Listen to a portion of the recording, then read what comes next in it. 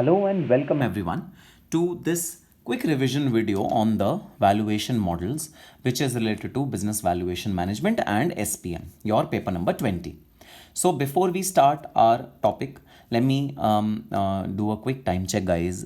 We are already sitting in the first end of the first week of May, and precisely 1 month to go for your examination. Now is the time when you can either make it or break it. So the people who have not studied for past 3 months, 2 months properly, if they are going to study in this 1 month, they are going to pass. If the people who have studied for past 3 months and they do not study for this 1 month, not sure whether they'll pass or not. So this is a golden opportunity, last and final opportunity for all of you who are appearing for June 2019 attempt. Please study well. Group 4 is very scoring group, and if you are giving both the groups together, then group 4 is the group from which you are going to get set off in your group 3 as well. So study well, study hard, and all the very best for your studying.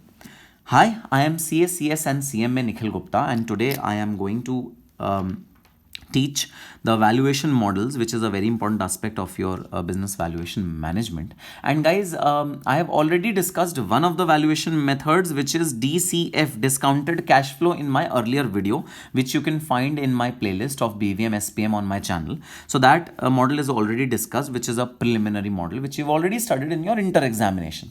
Today we are going to discuss a very important model of your final syllabus, which probably you've not discussed, you've not studied in your inter examination. So this is DCF, which we've already studied, which we have already seen, and today we are going to start an important model, which is the relative valuation model. So guys, under this model, so let me start by the earlier model which we have studied. Under the DCF model, guys, we used to see the cash flows which are accruing to a particular company, and then those cash flows were to be discounted at a present value to have a value of that particular asset. Under this model, guys, we study the comparable companies or comparable assets which are existing, and according to those comparables, we value the asset which is with us. So for example, suppose if you own a house or a property in a posh colony of Delhi. You're staying in Delhi and you are owning a property in Delhi. And I ask you that what is the value of your property? So you'll tell me, sir, do you know the value of the property of other flats which are existing in our colony? I say, yes, I know that that colony per square feet rate is approximately so and so. So you'll tell me that, sir, same applies to our flat also. Whatever is the value of the comparable flats which are existing in a particular colony, that value will apply to us also, and then we'll do a escalation or a adjustment for some differences, like if it's furnished, then it will be more expensive. If it's not furnished, it will be less expensive. So in a nutshell, relative valuation method is also known as market approach, and in this approach, value is determined by comparing the subject company or asset. You have to compare the subject company or asset with other company or asset in the same industry. So when you compare the company or asset which you have with the same asset or company in the same industry, then you arrive at the figure of relative valuation. This is known as model of relative valuation. So let us do, of course, guys, you have to study this theory by your own advantages, disadvantages. Sometimes a 4 marks question may come in from this theory aspect. I am straight away jumping to a practical question of this particular chapter, this particular concept, and I am jumping on to the practical question, illustration number 5. So let's see how do you value a company using the relative valuation method. True Value Limited is planning. So there's a company, True Value Limited, who's planning to raise funds through issue of common stock for the first time. So there is a company, True Value Limited, and it is going to value its common stock for the first time. However, the management of the company is not sure about value of the company. Management doesn't know the value of the company, and therefore it attempts to study similar companies in the same line. The management is wanting to study similar companies in the same line, which means your competitors, which are comparable to True Value in most of the aspects.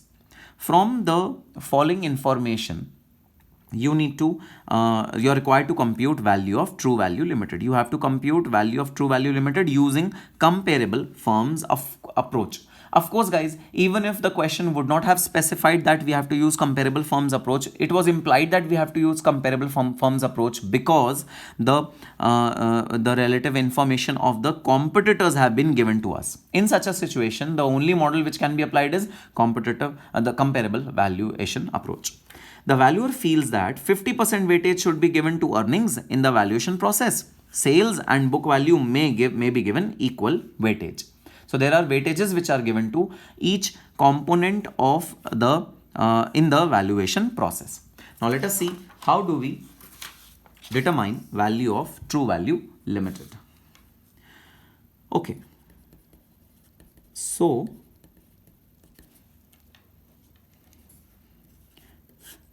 we computation of value of True Value Limited using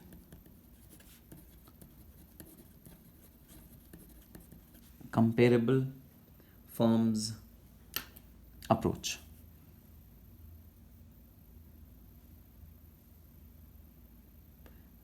Using comparable firms approach. So we have to compute the value of our company, which is known as True Value Limited, using the comparable firms approach. And under this approach, we first have to study the values of other comparable companies which are given to us in the question. So guys, the first thing which is required to be done is to compute the multiple averages. Sir, what are the multiple averages? Okay, just draw a table. The table should contain 1, 2, 3, 4 and 5 columns. This is jewel value. This is real value.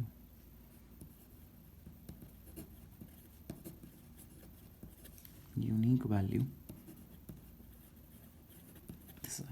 So what I've done is I have plotted all the competitors which I have. So True Value Limited has 3 competitors: Jewel Value Limited, Real Value Limited, Unique Value Limited, and there's an average column which I have plotted in this table, and I am going to write certain ratios which will be useful for us in our analysis. Ratio number 1 is price to sales ratio. Ratio number 2 is price to earnings ratio. Ratio number 3 is price to book value ratio. Of course, price means market price. So the ultimate aim is to compute the market value of Real Value Limited. So we are just computing the ratios which are price to sales ratio, price to earning ratio, and price to book value ratio of our competitors. These are our competitors. So sir, how do we calculate this ratio? So the data is given in the question, guys. So for Jewel Value Limited, market price of Jewel Value Limited is 230 and the sales is 250. For Real Value, the market value is 290 and the sales is 210. For Unique Value, the market value is 440 and the sales price is 270. Similarly, we have to compute the price earnings ratio of these 3 companies as well. So numerator will obviously remain the same, which is the market value, and we are going to change the denominator. Earnings means profit after tax, guys. So 290 divided by 44 and 440 divided by 50. Next is price to book value ratio. What does it compute at? It computes at 230 divided by 96, then 290 divided by 110 is the book value, then unique value is 440 divided by 128. So I have my answers ready with me and I'm going to write the answers directly. It is 403 times. Then sorry, 1.21 times is the first ratio which has been computed. For Real Value Limited, the ratio is 1.38 times. This is 1.62 times. Then 7.67 times. This is 6.59 times. This is 8.8 times. Then 2.39 times. 2.63 times. 3.43 times. Now let us understand what is the meaning of these ratios, because it is really important to understand the meaning of these ratios. Guys, this ratio signifies that for every 1 rupee sale, the market price of this particular entity is 1.21 times. Similarly, for real value, for every 1 rupee sale, the market value of real value is 1.38 times. For unique value, for every 1 rupee of sales, the market value is 1.62 times. Similarly, price earning ratio signifies that for every 1 rupee of profit after tax, the market value of this particular entity is 7.67 times. For every 1 rupee of profit after tax, the market value of Real Value Limited should be 6.59 times. So this is the relationship which we have established for our competitor firms. Now, to apply this relationship to our company, which is True Value Limited, if I tell you that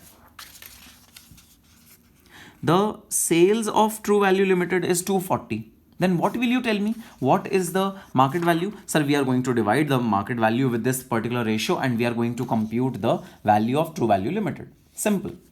So now we need to take averages of this particular ratio. What is the average of this particular ratio? It comes out to be 1.403, 7.6 and 2.28.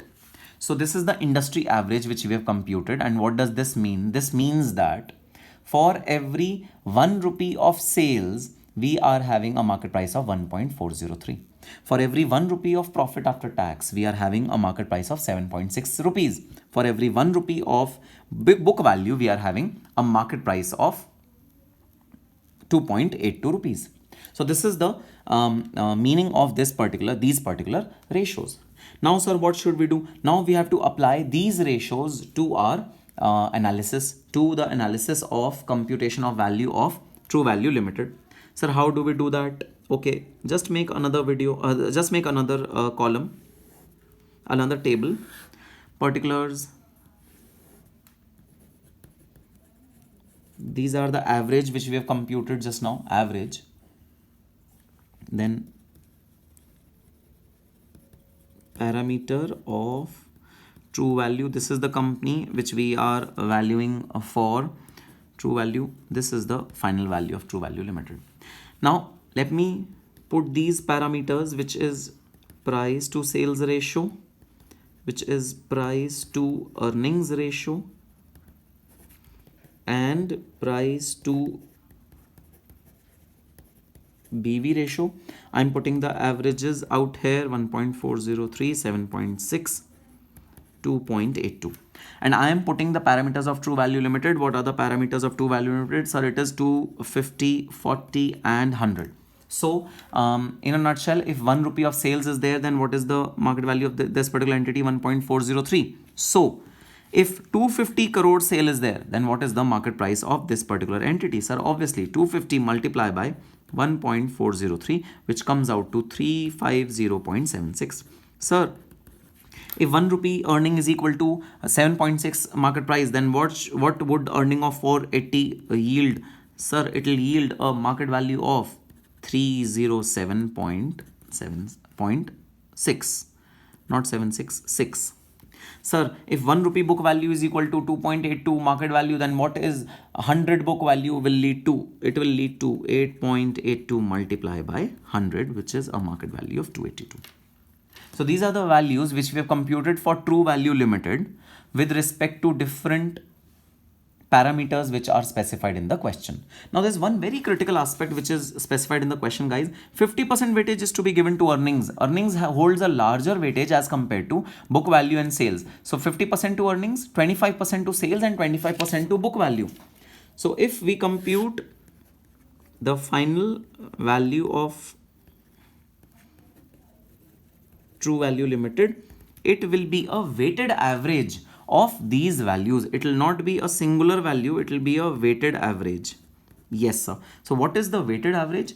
Weighted average, so for earnings you have to give double the weightage, and for other things you have to give less weightage. So 350.76 multiplied by 1, 307, which is the earnings parameter, is to be multiplied by 2, plus 282, which is the book value parameter, is to be multiplied by 1, and this entire ratio, this entire figure should be divided by 4. This is the weighted average. So weight of 1, 2 and 1 is given to each of the parameters, and hence we are computing the weighted average. So what is the final answer, concluding answer? So concluding answer will be approximately 312 crores. In the end, you have to write a conclusion that the value of True Value Limited as per the relative valuation model is computed as rupees 312 crores. So guys, this is the model, which is the relative valuation model, and it's really important from an exam standpoint. I've done a quick revision of this model for you. Of course, I've not completed all the questions which are given in the module. So you have to complete all the questions which are given in the module properly, because this was just a preliminary question, a starting question which I had discussed with you. There are further tough questions of relative valuation method which have come in exams before. And yes, the concept is has been explained in this video completely. So you have to do this particular aspect in your BVM valuation models, and I'll come up with more videos soon because I know time is less. So I'll be coming up with more videos of business valuation in my forthcoming vlogs. And if you want some specific aspects of SPM BVM to be covered in my videos which you are really finding it tough to understand, please write in the description box, in the comment box below, and please tell me which topics, because guys, time is less. I cannot put videos of all the topics, so I have to pick and choose certain topics. So if you want that there's some topic which is more critical and more confusing than other topics, please drop in a comment in the comment box, and I'll prepare a video for that particular topic. And I will consider the topics which are coming from maximum students. I will consider those topics first, and then I'll be moving on to other topics. Till that time, all the very best for your examination. Yes, time is less. Your work is more. Herculean task ahead for next 1 month. But all the very best for your examination. Do well. Be confident in your preparations. Prepare in a positive manner, in a focused way. And I'm sure you are going to clear your examination and get those 3 alphabets before your name, guys, which is CMA. Those critical alphabets which you are wanting to acquire for past 3-4 years. All the very best and happy